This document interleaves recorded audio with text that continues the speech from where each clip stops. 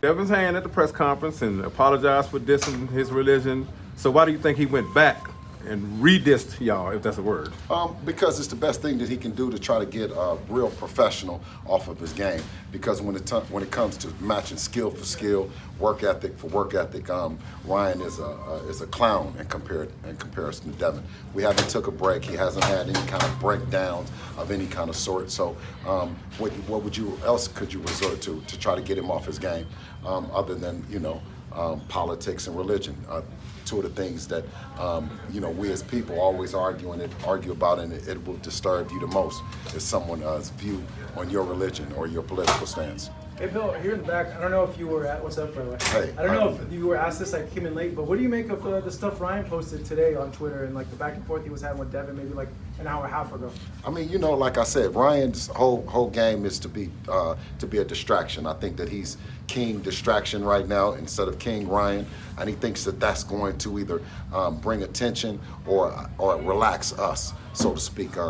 You don't get to be a 12 or 15-time amateur champion on an accident. You don't actually beat Devin Haney 3 times in an amateur and be an accident. He's a real fighter. He's going to come to fight. He has an arsenal, and one particular weapon he has is a goodnight Irene left hook that can put anybody to sleep. So I mean, we take him very, very serious. And come April 20th, he's going to be battered and bruised and beat up, and you know what I mean. And he's saying that I'm going to stop it. We're going to have to look for Henry or his wife to get in the ring to stop it. That's how I look.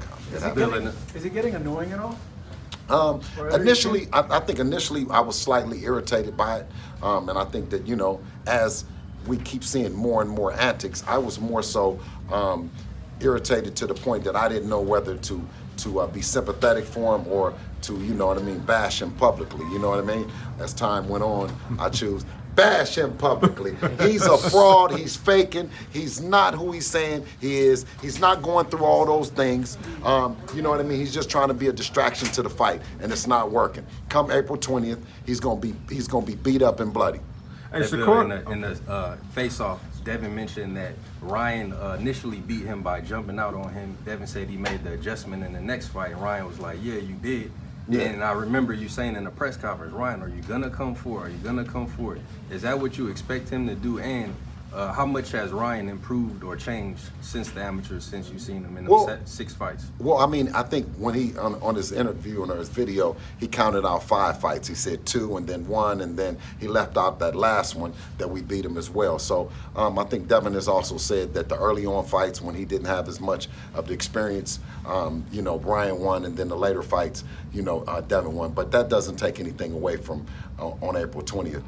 Devin has to be on his P's and Q's and, be very sure of himself, but also be aware of his surroundings because Ryan has a neutralizer. I'm just curious what you thought about Ryan's shell in his last fight.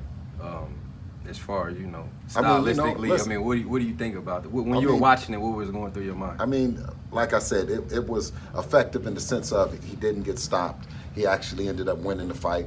So that's all that matters. You move on to the next. So we can't prepare for the Ryan Garcia that you guys saw against Duarte. We have to prepare for the unseen.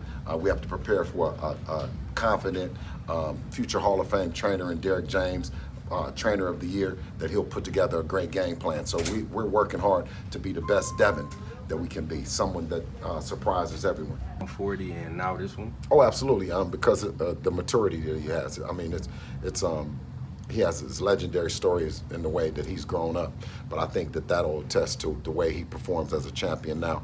A lot of this stuff he's seen before and been a part of. Did you notice the narrative changed? The next day, Devin went from being pillow-fisted and, he don't hit hard, he dropped Regis. Yes. And everybody went to analyzing your pay-per-view numbers, everything except fighting, right? Absolutely. Your weight, how much you weighed in on fight night. Did you notice that's how dominant he was in his last fight? Did you notice that? Oh, absolutely. I mean, I heard everything. I heard, Victor Conti's name.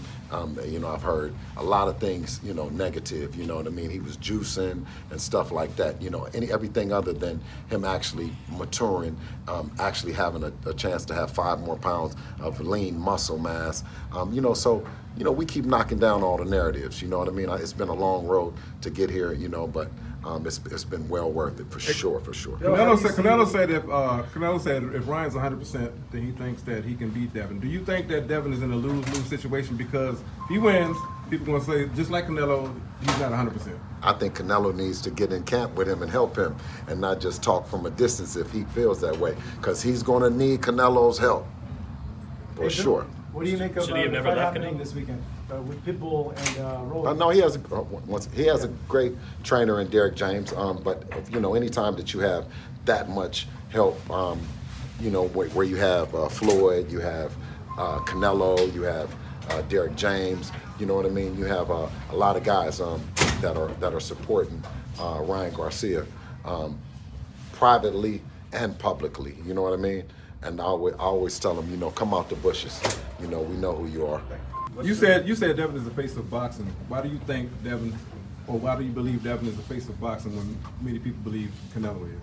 Well, I mean, just one thing that I can sum it up is if you had a daughter, or if you had a son, and they could pattern their career in terms of just the beginning of their career and what that would look like, not the ending, because we can't determine what the end of Devin's career, but we can determine how he started and where he's at right now. And I don't think there's no mother or father that wouldn't want their son or daughter to pattern their career after Devin, being independent, you know what I mean, being undisputed at such a young age, two-division, being able to work with various promoters on all platforms. That's why I said it's the face of boxing, because he doesn't have an allegiance to a promoter.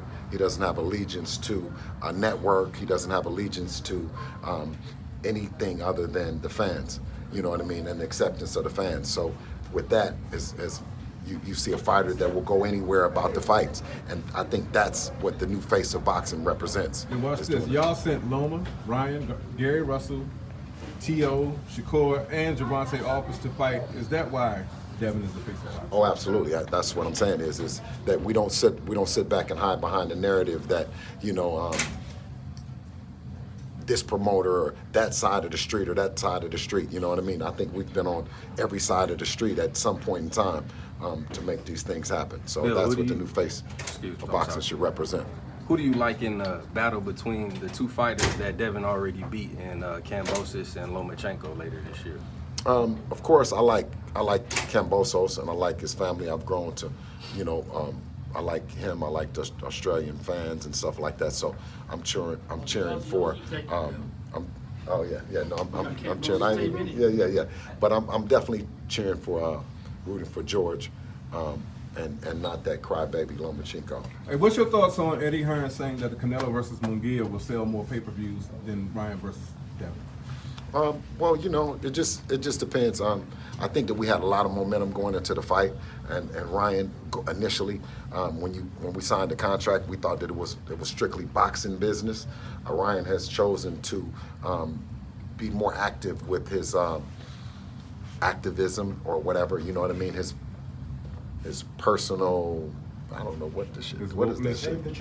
Yeah, with the antics and he might feel that that these are valid issues that he needs to address, but he's using an opportunity with Devin and him to make it happen. And I think that that was a cheap shot. That's some shit that no one expected, that you would take an opportunity, a fight where it's a complete grudge match, 3-3, and then you use that opportunity for your own personal issues that you want to champion. And through that, I think that we lost some momentum in the fight, but it's a real fight. And you know what I mean? I think that it'll make a statement. How important, how big a factor is Devin's counterpunching going to be against Ryan, especially if he comes out aggressive like Devin talked about? You know, first and last. We don't want to just be counterpunching, you know what I mean? We want to be first to it and last to get it, you know what I mean? So that's what we operate on, you know what I mean? Devin is a high volume puncher, you know what I mean? He gets to it. I think we stepped to Lomachenko, and people were surprised. We stepped to Regis Prograis, people were surprised, and we're stepping to you, Ryan Garcia, you know, and I don't think nobody gonna be surprised, because I'm telling you, we coming for you. Do you think that Devin versus Ryan will sell more pay-per-views than Tank versus Frank Martin? Do I think Devin and yeah, I think Devin and Ryan will sell more, and that will prove that Devin is a viable dance partner with anyone in the world.